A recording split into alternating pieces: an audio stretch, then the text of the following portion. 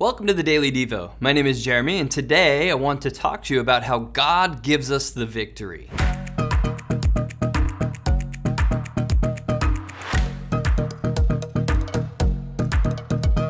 I saw a hilarious meme the other day that hit way too close to home. It was a group sitting around a table, and one guy was standing up, and he had the table lifted a few feet off the ground. The picture made it clear that he was flipping the table over. The meme said, "This is the only way a game of Monopoly ever ends." I just busted up laughing. I think many of us have been in way too competitive board games. I've seen some pretty intense games of Monopoly, Risk, or Settlers of Catan. Games where you will stab your best friend in the back just to get a win. Give no mercy when they land on Park Place with your hotels stacked on it. These games can ruin relationships. And some of you watching who aren't super competitive think I'm crazy, but others are watching this and are remembering similar experiences.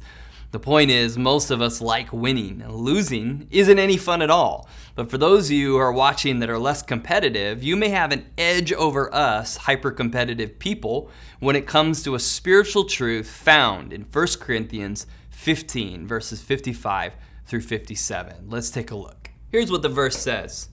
"Where, O death, is your victory? Where, O death, is your sting? The sting of death is sin, and the power of sin is the law. But thanks be to God, He gives us the victory through our Lord Jesus Christ." Our victory as a believer comes through Christ. If you're competitive, you think your victory comes through you. But it was me that made the shrewd trades that landed me on Monopoly. It was me that rolled the dice and landed on free parking. It was me that risked it all and bought the houses and hotels, leaving me with no cash. I'm the reason that I won. Applying that kind of logic to life is problematic because it's not biblical. Those of you that aren't as competitive, you read this verse and maybe you think, yeah, no duh. I have victory because of what Jesus did, not what I did. For a competitive person, this would be like where you get to the final two players in Monopoly. You end up going bankrupt, but the other person looks you in the eye and says, "You couldn't do this on your own. I would like to gift you the victory."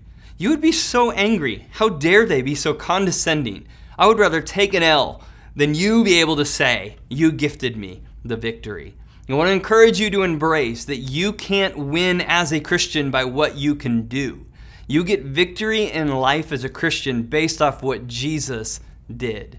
We need to lay down the sin of pride and surrender to God. We need to thank Him that He paid a price we couldn't and won us a victory. Maybe you're watching this and you don't even try to win. Maybe you play the board game and you could care less. I want you to know that victory is possible and that it is possible through Jesus. So no matter where you are on the scale of competitiveness, God had a plan for victory, and it's attained not by works, but through faith in the redemptive work of Jesus.